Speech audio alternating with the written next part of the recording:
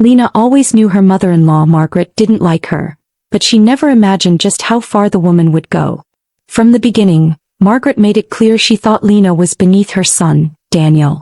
A gold digger, she muttered once at Lena's birthday dinner, ironically the same meal Lena had paid for. She threw tantrums about Lena's $2,500 engagement ring, called it wasteful.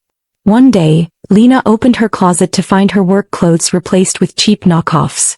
"You sure you're not dressing up to trap him?" Margaret asked sweetly, watching Lena's face for a reaction. Daniel tried to calm things, but Margaret's eyes always held something cold and calculating. "Where are you watching from today? Kindly hit like, comment and subscribe to this channel for more." Then came the car. Lena noticed it outside her office one day, a black sedan with tinted windows. She brushed it off as coincidence. But then it was at the grocery store, at the gym, even parked across from her favorite coffee shop. "I think I'm being followed," Lena told Daniel one night, her voice tense. He sighed. "Lena, you're just stressed. Probably just someone with the same routine." But Lena knew better. 3 weeks later she walked into her living room and froze. On the coffee table sat a manila folder. Inside were private investigator reports, 3 months' worth of surveillance. Every place she'd been. Every person she'd spoken to. All twisted. "Your male coworker bought you coffee?" Margaret's voice echoed in her head. "Sounds like cheating to me." It all exploded at Easter dinner. After the meal, Lena helped clear the table when her niece Maya screamed, "Grandma's bracelet is missing." The room went quiet. Margaret suggested checking purses. "Just in case," she smiled. Daniel hesitated but nodded. They opened Lena's purse last. The bracelet was there. "Oh," Margaret gasped, pretending shock. "It must have fallen in." Lena stared at her, unable to speak. Daniel's face shifted, doubt flickered in his eyes. Maya chimed in, "We all make mistakes. It's okay, Aunt Lena." But Lena felt the sting. The whole room stared like she was trash. It broke something inside her. 2 weeks later Margaret invited her to lunch. "Maybe she wants to apologize," Lena told Daniel. But the moment she sat down, Margaret slid a check across the table. $50,000, she said. Lena didn't touch it. Margaret wrote another, $75,000. Then a third, $100,000. Every woman has a price. Lena blinked. "Excuse me." Margaret leaned closer. "You're not even the prettiest gold digger Daniel's dated. But you're the most stubborn." Lena stood to leave, but Margaret smiled. "You won't get a better deal." That night Lena didn't cry. She made a decision. At the next family dinner, Margaret acted unusually sweet. "Let's share vacation photos," she said, connecting her phone to the big screen. The first few were normal. Beach, sunsets, silly selfies. Then the screen changed. There was Lena, kissing a man she didn't know. More photos followed, hotel lobbies, dinners, all doctored. The shadows were wrong. The dates didn't match. But nobody cared about metadata. They stared at her like she was filth. Margaret gave a tearful speech about protecting Daniel. "A mother knows," she said. Lena's defense fell flat. Margaret had set her up perfectly. That night Daniel asked for space. Lena knew this wasn't just jealousy anymore. It was war. Lena sat in her car that night, watching through the windshield as Daniel walked into their house, alone. He hadn't asked her to come inside. She stayed parked, numb, until the streetlights flickered on. That's when she decided, if Margaret wanted to play dirty, so would she.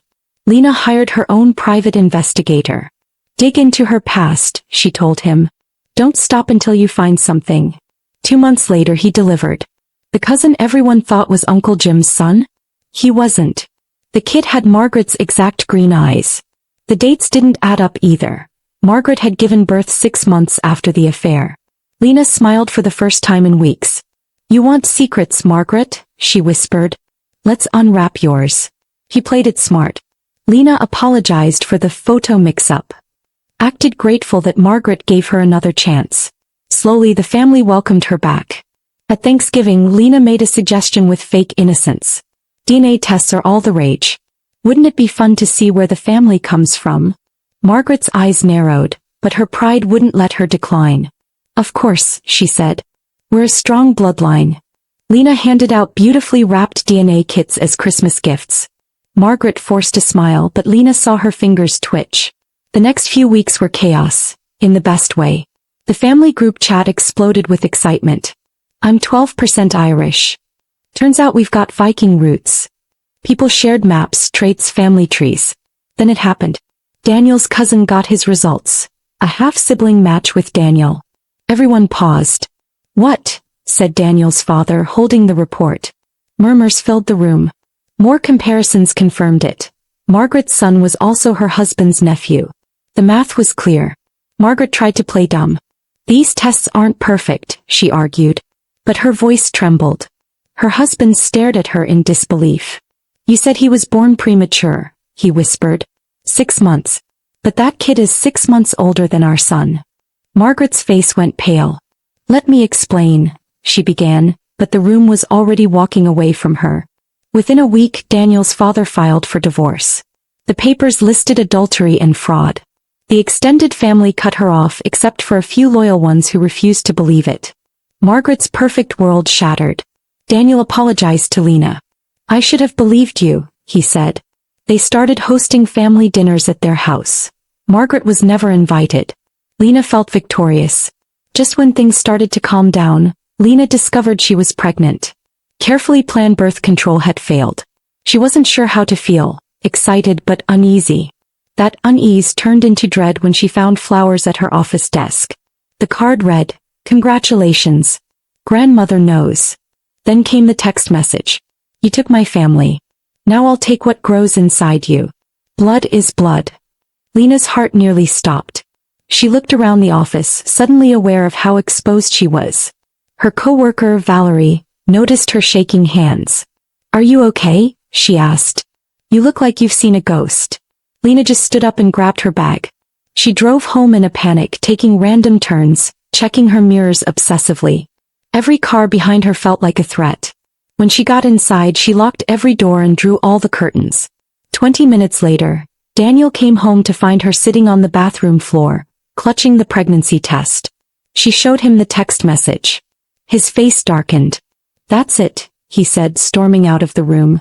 He called his mother, but she didn't pick up. Minutes later she texted, "Congratulations on the baby. I'll be there every step of the way." That night, Daniel installed new locks and a full security system. We're not taking any chances, he said. He took leave from work to stay home with Lena. They changed routines. No more morning coffee at the same spot, no predictable gym hours. But Margaret always stayed one step ahead. Baby items started arriving at their door. No return address. High-end crib. Luxury high chair. Handwritten cards that read, "From Grandma with love." Lena couldn't trace the source. She's messing with our heads, she whispered. It got worse. Margaret somehow got access to Lena's work email. She sent out a company-wide message congratulating her on the pregnancy, before Lena had even seen a doctor. Her boss called her in. Let's discuss maternity leave, he said gently. Lena sat there stunned. Margaret had stolen the moment from her. Again. Then came the hospital drama. Lena arrived at her first prenatal appointment only to find her record marked as cancelled. You just called to reschedule, the receptionist said. No, Lena said. I didn't. They spent an hour verifying her identity. The clinic locked her file behind password protection. Daniel had had enough. He confronted his mother in person. Lena waited in the car while he went into the building. Through the window she saw them talking, then arguing. Margaret's expression was calm, smiling, like she was enjoying it. When Daniel got back in the car he was trembling. She decorated an entire nursery in her spare room, he said. She picked out names. Told me she's already spoken to lawyers about grandparent rights. Lena gripped the steering wheel. She's not stopping. She's planning something bigger. The family was divided. Some said Margaret was just an overexcited grandma. Others, like Daniel's dad and Valerie, knew better. They offered help. She has secret accounts, Daniel's dad revealed. She's been hiding credit cards for years. You have no idea how deep this goes. The weeks dragged on. Margaret's tactics grew bolder. She showed up at Lena's office with baby clothes, cooing and smiling. Lena had to accept them in front of coworkers or look ungrateful. Margaret joined the same pregnancy forums Lena did, replying to her posts with sugary comments. Lena left the groups. Margaret found the new ones within days. The final straw came during Lena's second trimester. She kept her doctor appointments secret, used private booking apps, avoided sharing details with anyone. So Margaret found out. Lena sat in the waiting room, flipping through a parenting magazine, when a soft voice greeted her. "Fancy seeing you here," Margaret said, sliding into the chair beside her. Lena froze. "How did you know?" she whispered. Margaret just smiled. "I follow my instincts." When the nurse called Lena's name, Margaret stood up too. "I'm here for moral support," she told the nurse sweetly. "She's family." Lena took a deep breath. "She's not coming with me," she said firmly. Margaret's face twisted just for a second before she started crying loudly. "She's trying to keep me away from my grandchild," she wailed, attracting stares from the entire waiting room. Security was called. Margaret was escorted out, but the scene lingered in Lena's mind like a bad dream. That night she and Daniel sat on the floor making a plan. If she wants war, we'll give it to her, with facts, not fear. They began documenting everything. Photos of gifts, screenshots of messages, timestamps of each unwanted visit. They installed cameras around the house and put alerts on their credit reports. Lena changed every password, enabled two-factor authentication. But Margaret adapted quickly. The next week, gifts started arriving at Daniel's workplace. "She's not slowing down," Lena muttered. Then they found out Margaret had befriended their elderly neighbors. "Such a sweet woman," one neighbor told Lena. "She checks in on us. So thoughtful."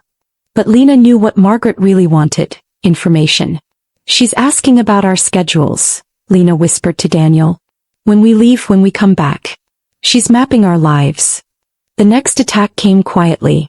Anonymous letters were sent to Lena's friends. The notes warned them about Lena's mental instability during pregnancy. Some friends reached out with concern. Others grew distant.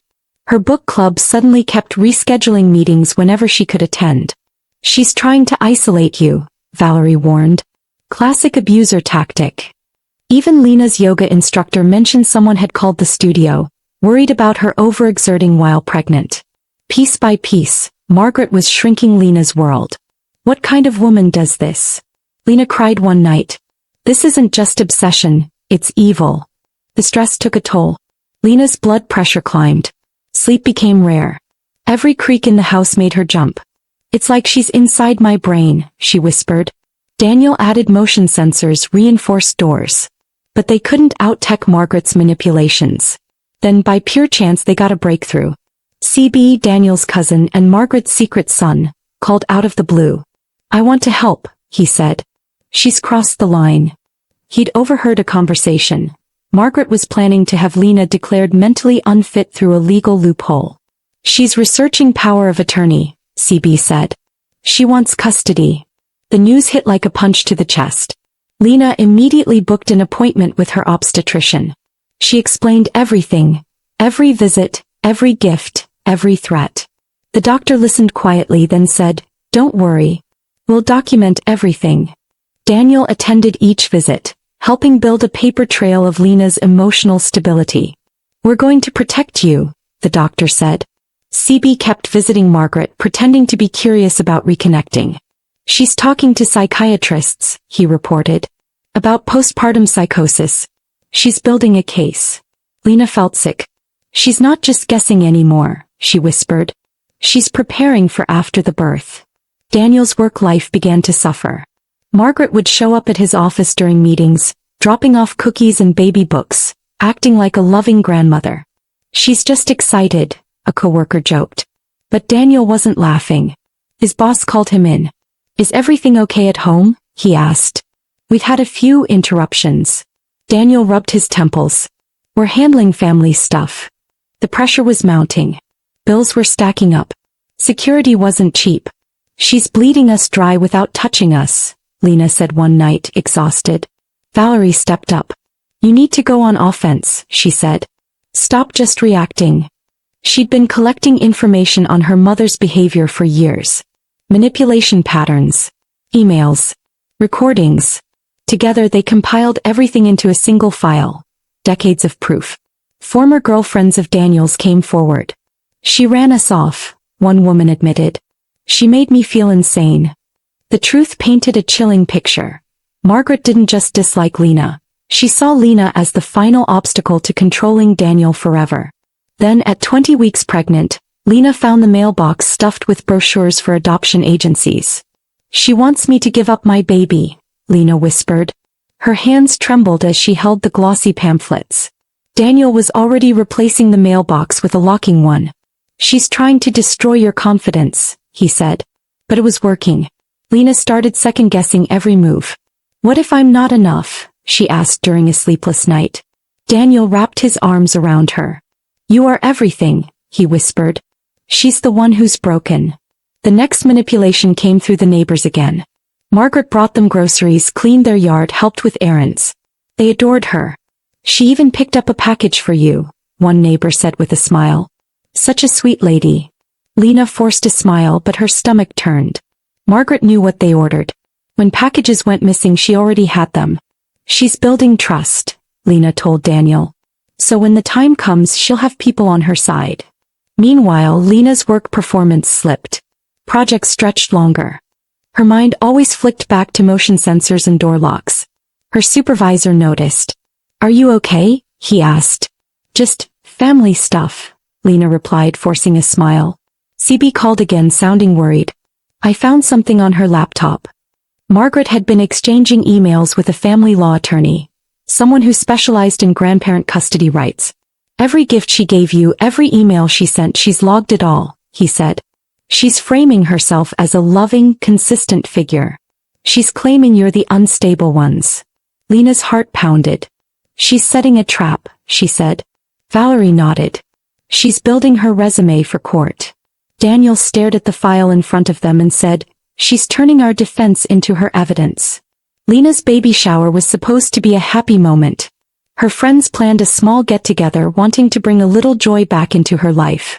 It was simple. Cupcakes, soft music, warm hugs. But halfway through opening gifts, a large, over-the-top basket arrived. Fancy baby clothes, expensive bottles, and a silver rattle engraved with love from Grandma. Everyone paused. Lena's hands froze. The card was signed in Margaret's careful script. How did she know where we were? Lena whispered.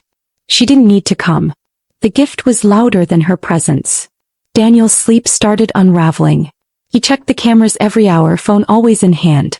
Romantic dinners became planning meetings. Every moment was shadowed by what? She's not even here, Lena said one night, but she's in every part of our life. As the holidays approached, the pressure built. Family started reaching out. Can't you just forgive her for the baby's sake? They asked. She's still family. Lena wanted to scream. No one understands. Valerie hugged her. I do, she said quietly. And we're going to get through this. The stress manifested physically. Headaches. Fatigue. Lena's doctor put her on light duty. That's when they learned Margaret had been volunteering at the maternity ward of the hospital Lena planned to deliver at. She knows the nurses, CB warned. They trust her. Daniel marched to the hospital security office and explained everything. A sympathetic nurse recognized Margaret and agreed to help. She did the same thing to another mom years ago, the nurse said. I'll make sure she never gets near your room. It was the first time Lena felt hope. Labor came quietly at 3 a.m. on a Tuesday. Lena and Daniel followed their emergency plan. They used code words, took a longer route to the hospital, and arrived under aliases. Security staff already had Margaret's photo. We're ready, the head nurse said. She won't get in. Between contractions, Lena watched Daniel secure the doors, verify names, and check staff IDs. This isn't how it's supposed to be, she whispered. But even in pain she knew it was necessary. Their daughter Grace was born just before midnight. Perfect. Healthy. A head full of dark hair and the softest cry Lena had ever heard. As she held her baby close, all the fear melted away. She's ours, Lena whispered. And she's safe. Daniel's eyes welled with tears. No one is taking her, he said, voice trembling. The nurse who'd agreed to help stayed past her shift, guarding their room. Rest, she told Lena. You're protected. But Margaret didn't give up. The next morning, a gift basket appeared outside their door. No name but filled with items from the same boutique as before. She knows we're here, Daniel whispered. That evening, hospital security caught her circling the garage. She was escorted out, warned again. She's obsessed, Lena said. And smart. They decided to leave the hospital early. Discreetly. Valerie created a distraction at the main entrance while Daniel wheeled Lena and Grace through the side. Go, Valerie whispered. I'll cover you. They drove through the night, moving into a rental house 3 states away. No forwarding address. No social media. No clues. Valerie distributed letters explaining everything to only a handful of trusted family. You're safe now, Daniel said as he carried Grace inside. Lena stepped over the threshold, tears rolling down her face. I can breathe, she whispered. I can finally breathe. They spent the next few weeks rebuilding. New doctors, new routines, and no unexpected gifts. 3 months passed without incident. No strange packages. No unmarked cars. Lena joined a local moms group under a different name. Valerie visited, smiling. She's lost all her support, she reported. Even the grandparent groups kicked her out. Margaret's lawyer dropped her. Her family stopped answering calls. She was alone. We won, Lena said quietly. Daniel nodded. We didn't just survive. We outsmarted her. Lena rocked Grace in her arms. She'll never know that kind of pain. Not if we can help it. On Grace's first birthday they had a simple party. Just the 3 of them. A small cake, pink balloons, and soft music in their new backyard. She's smiling, Daniel said. Real joy. Lena nodded, brushing frosting off Grace's cheek. This is what peace feels like. As the sun dipped below the horizon, Lena whispered a promise to her daughter. You'll grow up free, surrounded by love, not control. We left the storm behind so you could bloom in calm. And in that quiet moment they knew, the war was over. CB called again with a heavy voice. I found emails on her laptop. She's been contacting a family law attorney. Daniel clenched his jaw. About what? About you too, CB said. She's building a file to prove she's the better caretaker. She's logging everything. Every gift she's sent, every event you skipped. She's spinning it like you're denying her access to her grandchild for no reason. Lena pressed a hand to her chest. She's rewriting reality. CB hesitated before adding, she called herself a safe, stable grandmother in a chaotic environment. Lena stared into space. She's turning her madness into her alibi. The baby shower became another battleground. Lena's friends planned a quiet celebration at a cafe. Laughter and tiny gifts filled the room, until the delivery man arrived. This just came for you, he said. The box was enormous. Inside were designer baby clothes, imported toys, and a handwritten card. With love from Grandma. See you soon. Lena's hands trembled. The room went quiet. Her friends didn't know what to say. How did she know the location? Lena whispered to Daniel later. We didn't post anything. Daniel's face darkened. She has eyes everywhere. Daniel's sleep deteriorated. He began keeping his phone by his face at night, watching the camera feeds every hour. He jumped at every doorbell. We're living like fugitives, Lena said. And she's never even been inside our house. Their love life dimmed. Romantic dinners became security reviews. Date nights became surveillance checks. She's haunting us without even being here, Lena told Valerie, tears slipping down her cheeks. She's in our walls. Valerie offered a tired smile. Then we build stronger ones. With the holidays approaching, the pressure to make peace grew louder. She's just a grandmother, some relatives said. She's family, others insisted. Lena wanted to scream. She's a stalker. That's not family. Valerie took her hand. I believe you. And I won't let you face her alone. The stress showed in Lena's body. Her headaches worsened. Her OB advised rest and calm. But how do you rest when your enemy is disguised as family and hiding in plain sight? Daniel's sleep deteriorated. He began keeping his phone by his face at night, watching the camera feeds every hour. He jumped at every doorbell. We're living like fugitives, Lena said. And she's never even been inside our house. Their love life dimmed. Romantic dinners became security reviews. Date nights became surveillance checks. She's haunting us without even being here, Lena told Valerie, tears slipping down her cheeks. She's in our walls. Valerie offered a tired smile. Then we build stronger ones. With the holidays approaching, the pressure to make peace grew louder. She's just a grandmother, some relatives said. She's family, others insisted.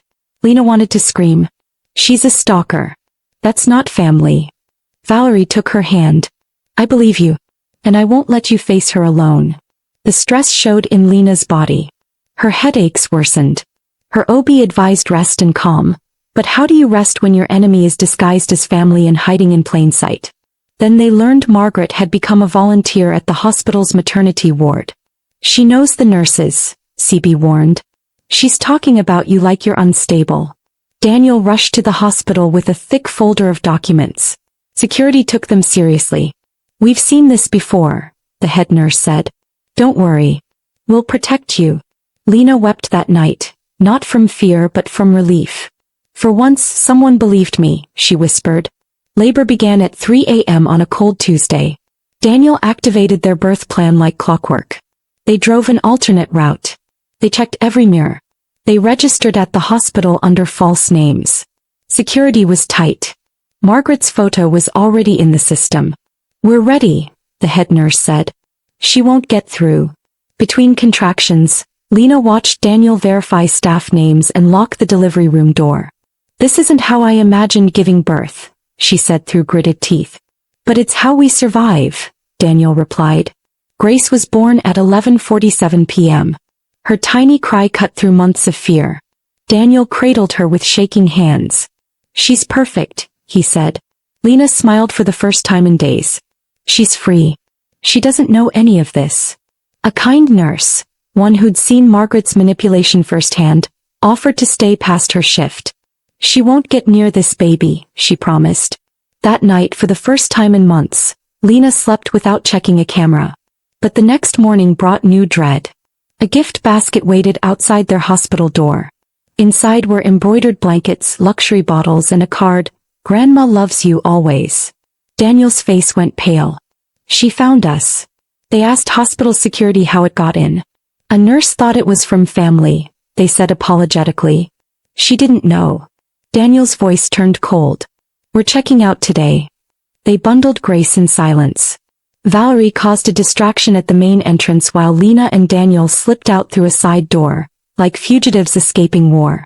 They drove through the night to a rental house 3 states away. The house wasn't much, but it had cameras, locks, and privacy. They used aliases for everything. Doctors, utilities, even daycare interest forms. No paper trail, Daniel said. Lena nodded. We're building a life in shadow, but it's ours. CB helped them from afar. She's unraveling, he reported. She doesn't know where you are. She's calling lawyers and private investigators, but hitting dead ends. For once, Margaret was losing. Grace's 3-month checkup came and went without interference. Lena joined a local mom group, using only her first name.